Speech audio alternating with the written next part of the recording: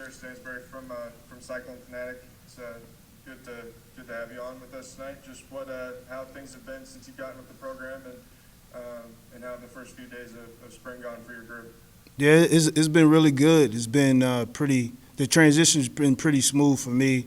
Was just talking about how, me coaching at Toledo and Coach Campbell and Coach Jason Candle at Toledo are good friends, so the program is ran pretty similar. So, just being here in this environment and being around the coaches, it feel like home, just because of the similarities. But as far as the first couple of days of practice, I really like my guys, how they work. They're eager to learn. Just continue to work on discipline, and whether it's eye discipline or my technique. But I really like their effort and how they go about their day-to-day to get better. Hey, Coach, Bill Seals with Cyclone Report. You played at the highest level before. What with TJ Tampa? What are some things you're kind of imparting on him? I mean, are you relating any experiences that you had playing in the NFL with a guy who certainly has the potential to go there? Yeah, I mean, every day is a teachable moment.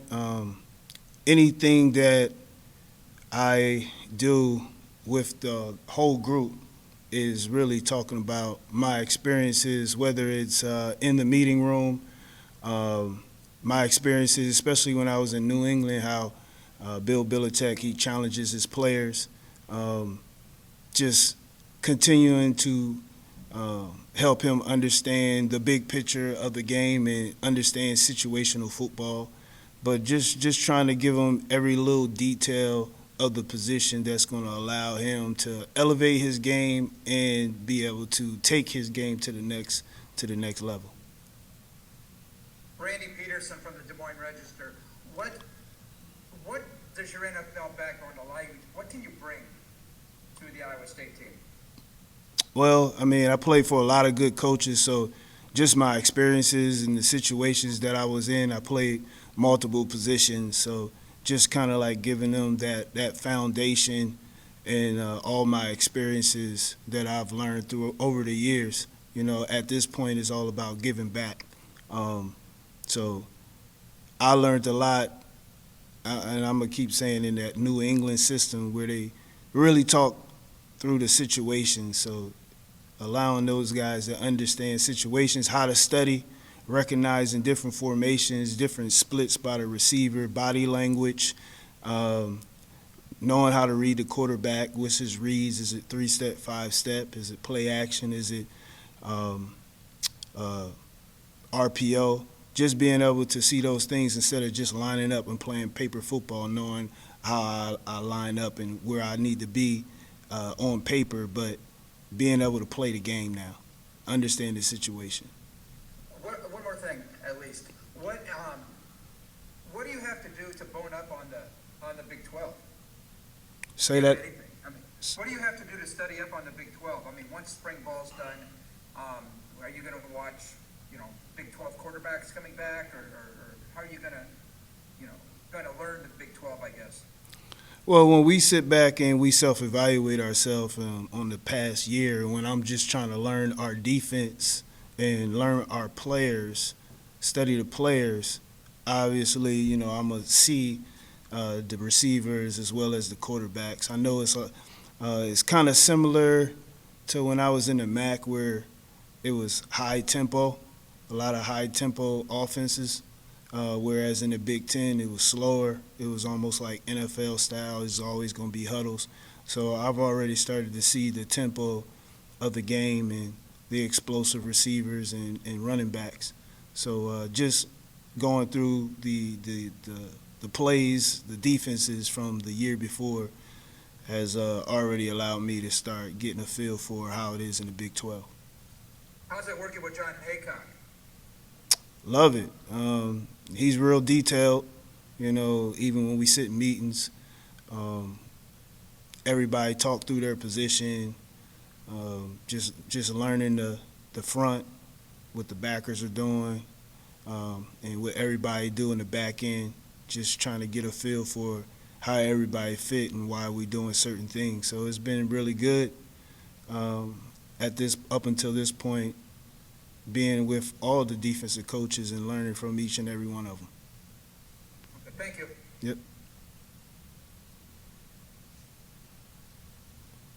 Hey, Coach Nick Osen, 247 Sports. Thank you so much for the time. Obviously, I know you're, kind of newer here this season, but how have you seen potentially TJ or really any of the upperclassmen kind of take on like a vocal leadership role or maybe leading by example type of role in the back end of that secondary?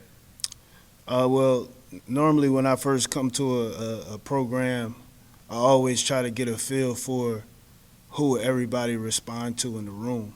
And he's been a guy that people look up to and has earned the right to lead. So just continuing to put him in situations to allow him to lead.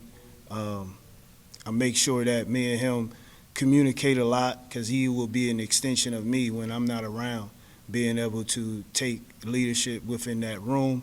And then as he continue to get comfortable with our room and in that leadership role, it'll allow him to be a lot more confident when it comes to the whole team. So I think up until this point, he's done a great job taking on that role, communicating in our group chat, making sure everybody's on the same page. So I'm pleased with where he is right now. Thank you. Yes, sir. We got time for one more if anybody's got anything.